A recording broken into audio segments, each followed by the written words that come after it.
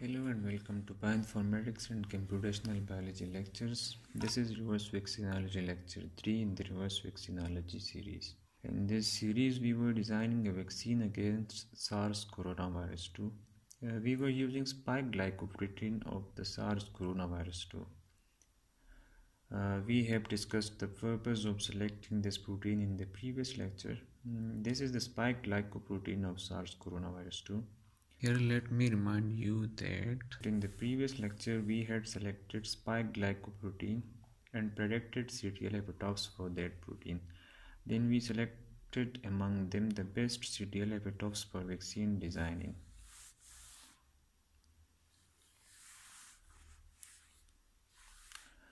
Now in this lecture we will predict HTL epitopes for that same spike glycoprotein and select the best HTL epitopes. And in the next lecture we will construct a vaccine sequence.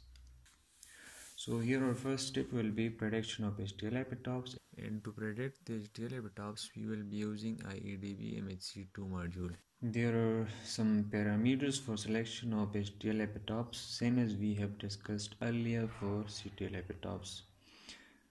They are that the epitope that we are going to select must be non-allergenic, non-overlapping, non-toxic, antigenic, and interferon gamma inducing. To check these parameters, we will be using different online servers. For allergenicity calculation, we will be using Alfred server. For overlapping, we will use Notepad++ to remove those of the overlapping epitopes manually and get non-overlapping epitopes. Then comes the toxicity, so for that we will be using ToxinThread server. To select the best antigenic epitopes, we will be using Vaccination server. And finally, to check interferon gamma inducing ability, we will be using IFN epitope server. So let's get started. Here we have the spike glycoprotein sequence that we had downloaded from NCBI and used for CTL epitopes prediction. We will use it for HTL epitopes prediction now. As we mentioned earlier that we will be using IEDB MHC2 server for prediction of HTL epitopes. So here it is. Links of all the servers that I am using in this video will be provided in the video description, so you can access from there. Here in this box, paste your sequence, scroll down and select the 7 HLA reference set.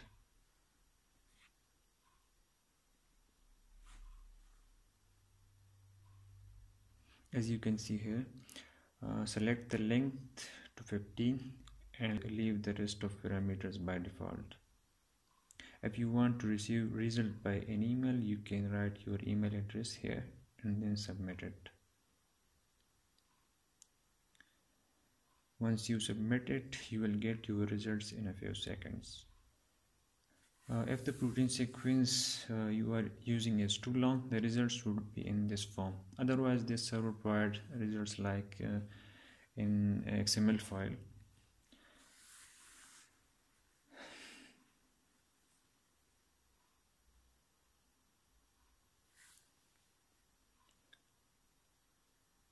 So from here you can select all the results and copy it to your Notepad++ where you can save it. I have already done it, as you can see here.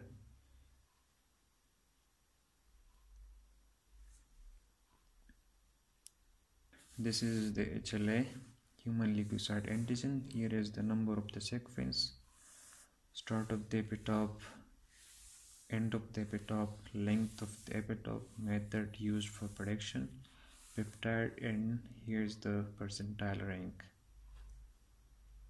Now let me tell you about the percentile rank. The lower the percentile rank, the higher will be the binding affinity towards the MHC class 2. And epitopes with higher percentile rank will have lower binding affinity, but we need epitopes that have high binding affinity.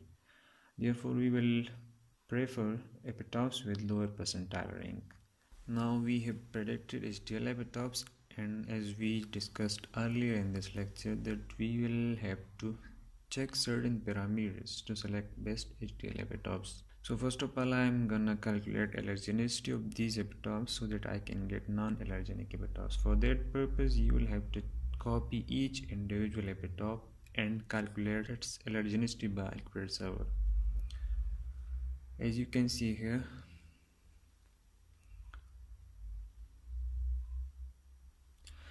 paste your sequence in this box and then submit it. Let all the settings be on default. Now you can see here this epitope that we have submitted is allergen. So we will not consider this for vaccine designing.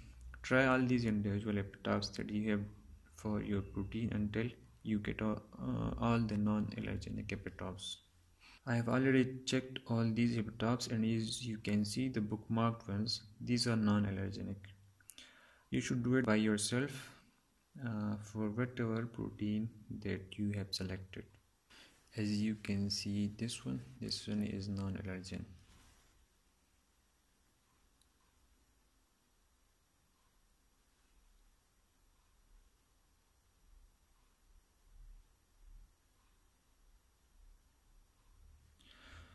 Now that I know the non-allergenic epitopes, I am gonna copy it and create a new file where I can paste and save it.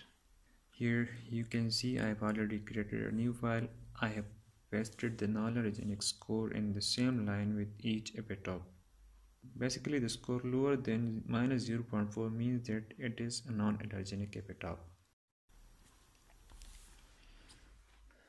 Now we need to check for the indigenicity of these 9 non-allergenic epitopes. So I'm gonna create an input file by vaccinology server. Press Shift plus Alt and use the arrow keys or mouse to select these epitopes vertically. Copy it and make a new file like this one. You can also check the indigenicity individually for each epitope. Here I'm making this file to make it easier, you can say, to save time. I have already created this file. Now I'm gonna upload it in vaccinology server. Select this virus because we are using a protein that we have selected from a virus. Submit it and you will get your result like this. You can see here this epitope is non-antigenic, so we are not going to select this one. However, select all and copy it to Notepad++ like. Here you can see I have already done it. Remove the non-antigenic epitopes, and once you get the antigenic ones, you will need to check for toxicity. Here we have 4 antigenic epitopes. I have separated these as you can see here. To check for toxicity, I will be using ToxinPred server. This is ToxinPred server. You can paste your sequences over here, peptide. Leave all the parameters by default and click Run Analysis. You will get your results like this after the analysis gets completed. In this you can see here all these epitopes are non-toxic. I'm gonna copy these results and paste it here.